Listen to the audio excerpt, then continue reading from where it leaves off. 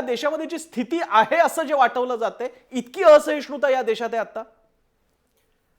असहिष्णुता या देशात कधीच नव्हती असं नाही. बरं. ती पूर्वापार आहे. परंतु आता कसं झालंय की जे लोक अजूनपर्यंत इतक्या उघडपणे ह्या गोष्टी सांगत नव्हते, हो.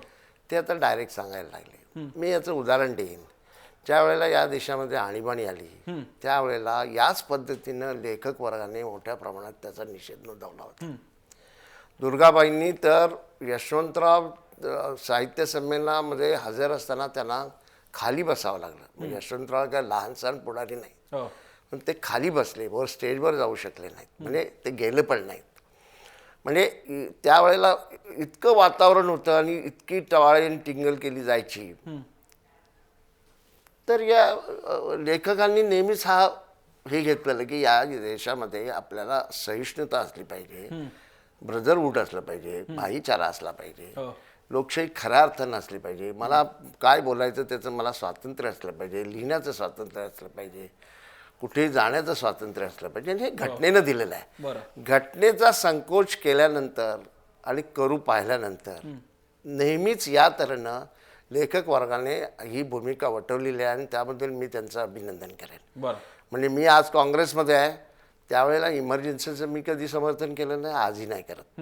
मला स्वतःला ते चुकीचं वाटतं अजूनही.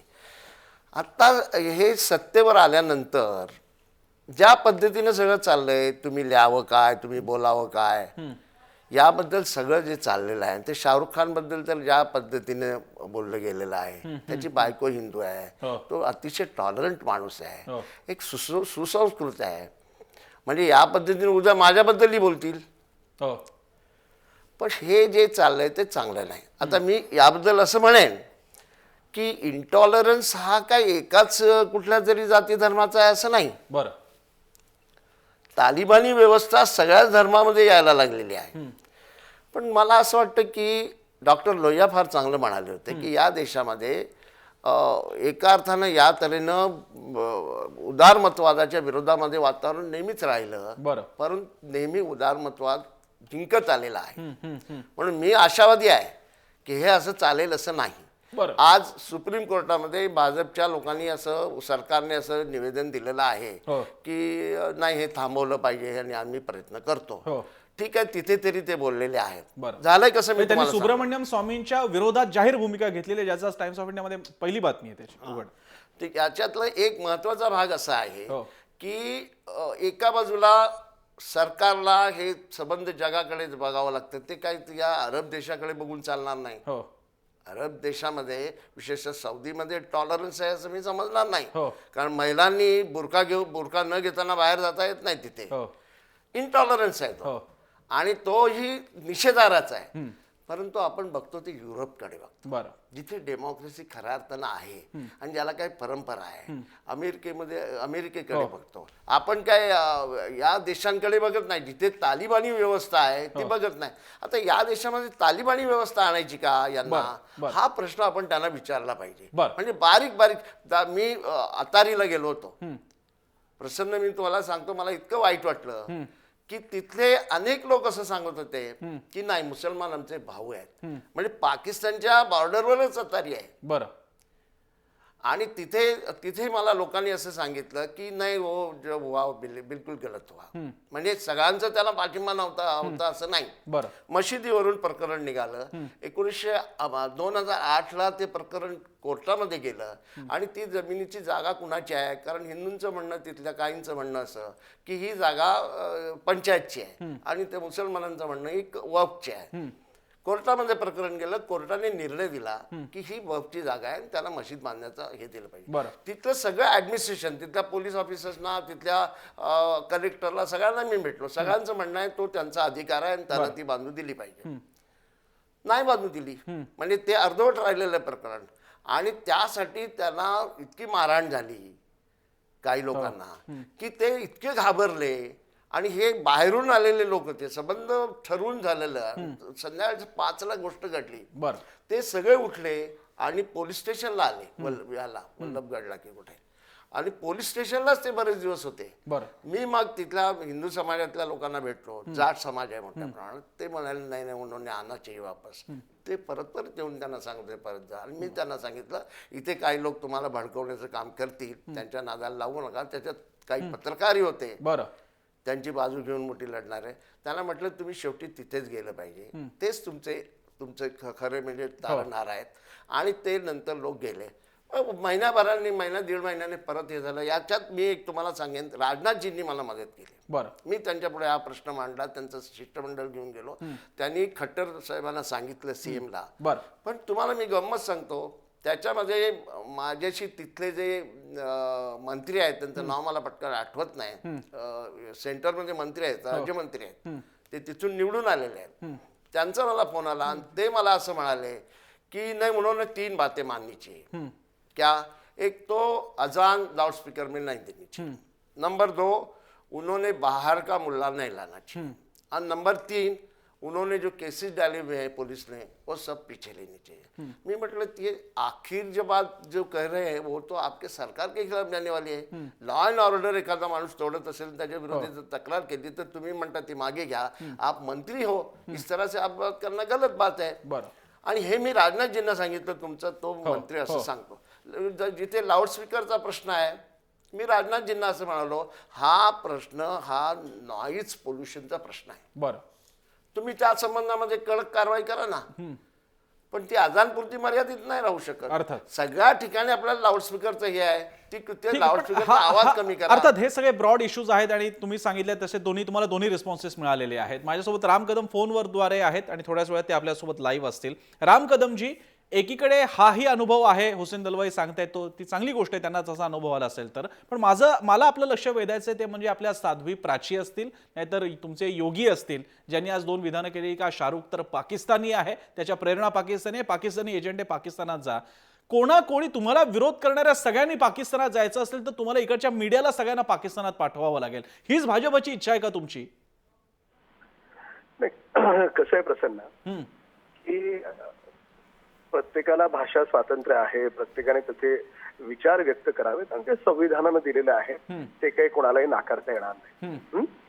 आणि आमच्या पक्षाचाही कोण काय बोलतंय याला काही विरोध असण्याचं कारण नाही.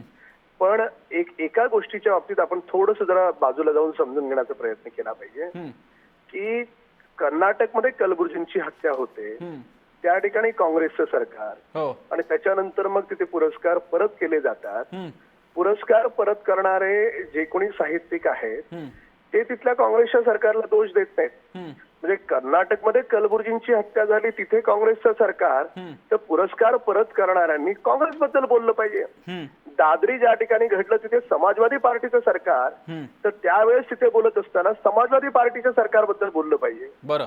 पण झालं असं की कर्नाटकचे साहित्यिक काँग्रेसच्या बद्दल बोलण्याच्या ऐवजी तेही बोलतात केंद्रातल्या भाजप सरकारबद्दल. आणि उत्तर प्रदेशमध्ये घटना घडते जिथे समाजवादीचं सरकार आहे, तिथेही पुरस्कार परत करणारे किंवा त्या संदर्भात बोलणारे तेही विरोध राम कदमजी, हा मुद्दा फक्त कलबुर्गी हत्येपुरता नाहीये. राम कदमजी, मला फक्त बोलू द्या, मी तुमच्याच विषयावर येतो. बोला. तर या ठिकाणी गंमत अशी आहे की नयनतारा सहगल पासून जी गांधी परिवाराची नातेवाईक आहे, तिला 1986 साली पुरस्कार मिळतो. किंवा हे जे बाकीचे साहित्यिक पुरस्कार परत करतात, असहिष्णू वातावरण आहे अशा प्रकारची विधानं पुढे करून परत करतात, त्यांनी काय करावं हा त्यांचा प्रश्न आहे. वाईट या गोष्टीचं वाटतं जे वारंवार आम्ही भारतीय जनता पार्टी तर्फे आम्ही मीडिया माध्यमांना सांगतो आहोत.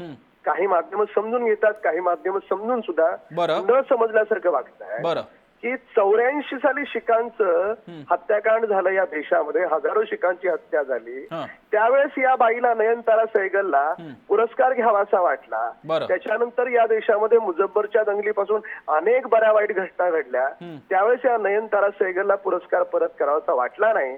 पण सोनिया गांधींच्या बद्दल जेव्हा चार्जशीट दाखल झाली हेरॉल्ड प्रकरणी, लगेच दुसऱ्या दिवशी हिनं पुरस्कार परत केला आणि पुरस्कार परत करून भाजपवर टीका केली. तर त्याच्यामुळे हे जे असहिष्णू हा जो काही जो ससेमिरा होतोय. बरं. तर याच्या पाठीमागे आमचं म्हणणं एवढंच आहे की तुम्ही दाखवून तर द्या काय असहिष्णू. राम कदमजी, मी तुम्हाला सांगतो, राम कदमजी, 26 तुमचे हे आक्षेप आहेत ते यापूर्वी सुद्धा तुम्ही प्रसन्नाजी, मांडलेले आहेत, पण राम कदमजी, प्रसन्नाजी, तुमचा सांस्कृतिक मंत्री म्हणतो की अब्दुल कलाम हे मुस्लिम असूनही राष्ट्रप्रेमी आहेत. तुमच्याकडे लगेच औरंगजेबाच्या रस्त्याचं नाव बदलून काय APJ अब्दुल कलाम ठेवलं जातं, गोमांस बंदीचे कायदे आणले जातात, सांस्कृतिक धर्मांध असणाऱ्या ज्या संघटना असतात त्यांना बऱ्यापैकी वाव मिळतो. मुद्दा असा आहे राम कदमजी की हे तुमच्या काळामध्ये भाजपच्या शासन काळात हा सगळा तांडव वाढताना दिसतंय, म्हणून आता ती रिॲक्शन येते. नाही नाही नाही, तांडव वगैरे काही वाढत नाहीये. माध्यम काही माध्यम आणि टिपिकल कम्युनिस्ट आणि काँग्रेस माइंडेड जे साहित्यिक आहेत हो. ते साहित्यिक हा कसं झालं मग त्याचा मूळ मुद्दा तुम्हाला सांगतो प्रसन्नाजी, आपण समजून घेणार हा. असाल. भारत देशाला युनो मध्ये सुरक्षा समितीवर भारताला समाविष्ट करा अशा प्रकारची आपली मागणी आहे. बरं. जी पंतप्रधान नरेंद्र मोदींनी हो. युनो मध्ये केली. हो. म्हणजे एवढ्या वर्षापासून आपण तिथल्या सिक्युरिटी काउन्सिल मध्ये मेंबर नाहीये. बरं. अमेरिका मोठे देश हो, आहेत, पण कल्पना आहे, भारत- कल्पना आहे, माहिती आहे. भारत नाहीये. हां. तर त्या ठिकाणी तिथे मेंबर करत असताना पाकिस्तानने आपल्याला विरोध केला होता. बरं. हे टिपिकल आंतरराष्ट्रीय षडयंत्र आहे हां. भारताला बदनाम करण्याचं. हां. आपला प्रयत्न आहे की आपण तिथे मेंबर व्हावं आणि अशा प्रकारचं हे जे टिपिकल काँग्रेस माइंडेड गव्हर्नमेंटचं म्हणजे राम कदमजी, तुम्हाला असं म्हणायचं की देशांतर्गत विरोधामुळे UNSC मधली भारताची सीट त्याला मिळणार नाही असं तुमचं म्हणणं आहे? माझं निश्चितपणे या ठिकाणी असं म्हणणं आहे आणि हे आंतरराष्ट्रीय राजकारणामध्ये होतं. राम कदमजी, मी आपलं लक्ष वेधू इच्छितो की भारतातले सगळे पुरोगामी भाजपच्या बाजूने उभे राहिले. राम कदमजी, भाजपच्या बाजूने देशातले सगळे कम्युनिस्ट आणि पुरोगामी उभे राहिले तरी ते होणार नाही, सीट मिळणार नाही, कारण त्याला वेटो पॉवर असते जी चीनकडे आहे. चीनच्या एका नकार वोटामुळे सुद्धा आपल्याला मेंबरशिप मिळणार नाही. त्यामुळे UNSC मधली आपली चेअर आणि या इकडे चाललेल्या या गोष्टीचा काही संबंध नाही. मी थोडंसं फक्त जतीन देसाई आणि विश्वभर चौधरीकडे जातो आणि मी तुमच्याकडे येतो राम कदमजी, कारण थोड्याच वेळात तुम्ही आमच्यासोबत लाईव्ह असणार आहात. भरपूर वेळ, 1 तासाची चर्चा आहे आपली. जतीनजी, तुमची कमेंट. मला वाटतं की सुरक्षा परिषद, युनायटेड नेशन्स सिक्युरिटी काउन्सिलचा मुद्दा जो आहे तो अत्यंत, म्हणजे राम कदम जो मांडला तो अत्यंत इररिलेव्हंट आहे.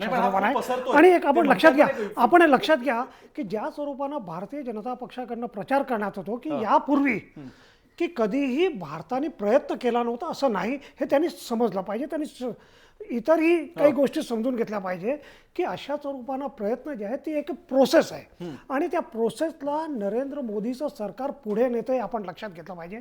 आणि दुसरं या ठिकाणी राम कदम म्हटलंय की सिक्युरिटी काउन्सिलचे मेंबर नाही, सिक्युरिटी काउन्सिलच्या परमनंट मेंबर नाही, हे आपण लक्षात घेतलं पाहिजे. या दोन वेगवेगळ्या गोष्टी आहेत, हे देखील आपण कुठेतरी समजून घेतलं पाहिजे. मुद्दा असा आहे या ठिकाणी की ज्या स्वरूपानं आपण म्हटलं की एकूण देशातलं जे काही असहिष्णुतेचं जे वातावरण आहे ते भारतीय जनता पार्टीच्या नेतृत्वाखालचं सरकार आल्यानंतर ते वाढलेलं आपल्याला दिसतंय. यापूर्वी देखील होतं आणि हुसेन दलवाईंनी अत्यंत व्यवस्थित म्हटलं की आणीबाणीच्या काळात जर आपण पाहिलं की त्या काळात इंडियन एक्सप्रेसमध्ये रामनाथ गोयंका असतील किंवा स्टेट्समॅनचा आपण जर विचार केला तर स्टेट्समॅनमध्ये CR हिराणी किंवा साधना, अनेक आपल्याला उदाहरण देता येईल. मोठा तो लांब इतिहास आहे. प्रश्न असा आहे, इंदिरा गांधींना काय हिंदुत्ववादी फोर्सेसना हिंदुत्ववादी शक्ती नव्हती रेटायची. आज प्रश्न असा आहे की ज्या स्वरूपानं हे सरकार आल्यानंतर म्हणण्यासाठी असं म्हटलं जातं की फ्रिंज ग्रुप्स, पण ते खऱ्या अर्थानं फ्रिंज ग्रुप्स नाही. राष्ट्रीय स्वयंसेवक संघाचं त्या सगळ्या फ्रिंज ग्रुपशी संबंध आहे, आपण कुठेतरी लक्षात घेतला पाहिजे. आणि म्हणून दादरीमधली समाधान सेना असेल, ती समाधान सेना अचानक काही अस्तित्वात येत नाही, तर त्यामागे एक विचार असतो, त्यामागे कुठेतरी त्याला एक राजकीय पाठिंबा असतो. आणि ज्या स्वरूपानं राम कदमने म्हटलं की कर्नाटकात काँग्रेसचं सरकार आहे, उत्तर प्रदेशमध्ये समाजवादी पक्षाचं सरकार आहे, प्रश्न त्या ठिकाणी कुठलं सरकार हे हा नाही, तर एकूण देशात नरेंद्र मोदीचं सरकार आल्यानंतर की जे वातावरण निर्माण झालंय आणि त्या वातावरणात ज्या सगळ्या ज्या काही फ्रिंज ग्रुप आहेत त्यांना असं वाटतं की आता आमचंच सरकार आलेलं आहे, आम्ही काही केलं तर आम्हाला कोणी काही थांबवू शकत नाही. आणि या सगळ्याला मदत कशात मिळते की महेश शर्माचं स्टेटमेंट असेल किंवा साध्वी निरंजना शास्त्री, त्याने म्हटलं की रामजादे हरामजादे, असे अनेक, आदित्यनाथाचं उदाहरण वगैरे अशा स्वरूपात आपल्याला पाहता येईल. प्रश्न असा आहे की शाहरुख खानच्या संदर्भात जे काही म्हटलं गेलं की शाहरुख खाननी असं काय म्हटलं की जे इन्फोसिसच्या नारायण मूर्तीने सांगितलं नाही. शाहरुख खाननी असं काही म्हटलं नाही की जे मुडीजने नाही सांगितलं. किरण शॉनी सांगितलं हो, नाही बरोबर आहे. किंवा मुडीज, किरण RBI नगर RBI गव्हर्नर रघुराम राजन, म्हणजे प्रश्न असा आहे की शाहरुख या खान ठिकाणी आपण सगळे लक्षात दिलं पाहिजे की या कमल हसन ठिकाणी आहे. बाकी जे तिघ जण आहेत हो आरबीआयचे गव्हर्नर असतील, नारायण मूर्ती असतील, किरण चौ, हे मुस्लिम नसल्यामुळे हो. त्यांच्याकडे भारतीय जनता पक्षाचे जे काही नेते आहेत म्हणजे यात हो, आज सगळं, ज्या स्वरूपानं म्हटलं आदित्यनाथनी किंवा काल त्यांचे जे काही जनरल सेक्रेटरी आहे विजय हो त्यांनी ज्या स्वरूपानं म्हटलं की मला असं वाटतं की कुठेतरी समाजात मुस्लिम नॉन मुस्लिम अशा स्वरूपानं पॉलराईज करण्याचा जे काही भारतीय जनता पक्षाचा प्रयत्न आहे बरं. त्याला RSSचा पाठिंबा आहे बरं. आणि नरेंद्र मोदी गप्प राहतात आणि म्हणून या सगळ्यांचा सगळ्यांचं तो विरोध कोल्युजन आहे. या सगळ्यांचं कोल्युजन आणि त्यातून त्यातून ही या सगळ्या सगळी गोष्टी वाढत आहेत. प्रोसेस सुरू झालेली आहे.